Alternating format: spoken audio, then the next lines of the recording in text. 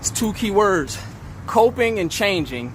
And today I've started to pinpoint the difference between the two. I manage a community called Gene Corps, and I ask people to post about the hardest thing that they've ever been through in their life. And that post is beautiful. And people are continuing to share, you know, the things that have caused them the most trauma in this life. And the word coping came up. And I realized that this life is a lot about struggle, and it's about how you cope with these struggles. But I also understand that a lot of the things that we cope with can be changed. And there's two ways you change things. You either change the situation, which a lot of times we can, because we're not stuck. And in other situations, if it's a reality that you have created and you have a responsibility to stay. I guess the best example will be if you have kids. You can't run from that. Some people do. But if you're in a situation where you know these kids are yours and you have to provide and you are obligated to do so, then that's a reality you have created and you can't avoid it. There are temporary realities. You might live in a certain situation that's uncomfortable, but you can't move at that particular time. So maybe you might be temporarily stuck there and you have to cope with that environment. What I know is you change the situation or you change your attitude about what you're living. And I think people have more of a coping mindset and they don't have a change mindset. If you have more of a mindset of change, then you don't have to go through life feeling like you have to cope. And people have a lot of different ways that they cope, and a lot of people pick unhealthy habits: drinking, drugs.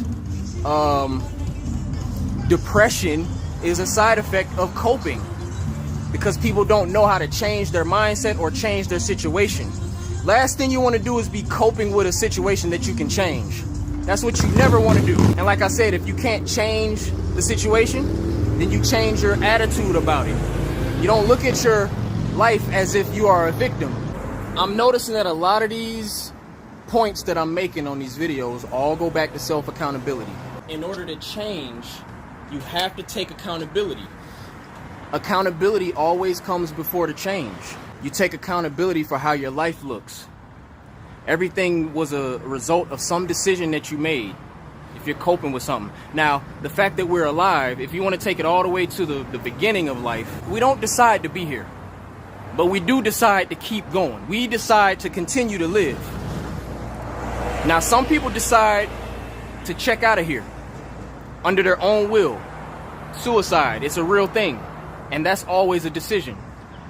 But for the people that are here and you want to keep going and you find purpose in your life here, that's not an option. In order to keep going, you have to take accountability for all the decisions that you make while you're alive that lead you to where you are right now. And when you can take accountability for that, then you can better be able to think and move throughout this life. And you don't move like a victim. You move as a humble and strong individual that accepts this is my reality and this is what I have created. And I have the ability to change the situation or change the way I look at it. And when you change your mind, you change your reality. I want people to get out of the coping, because coping is just doing things to take care of yourself, right? Coping is like the drug. Sometimes it's literally a drug, sometimes it's not literally a drug, but you're coping with something that's causing you suffering. But this life is full of suffering. So you can't look at that as a hindrance. You have to shift the way you look at this life. You literally have to learn to appreciate your suffering. You have to appreciate these things that are causing weight, because they are reminders that you're alive. They're reminders that you can be better and that you can figure out ways to move through this life so that you're not depressed and you're not feeling heavy. And you have to embrace that. The more you embrace life, the less you have to cope. And the more you just live. And you look at it as experiences that you have to face. And that's why we're here, right? That's why we're here. So let's stop speaking so negatively on what we're meant to experience. You're here for a reason. You're here to do more than cope. You're here to change. We're all here to change ourselves first. And then we take our inner change and we put that onto the world. And hopefully you change the people around you for the better, because you changed yourself for the better. Ninja run, let's go.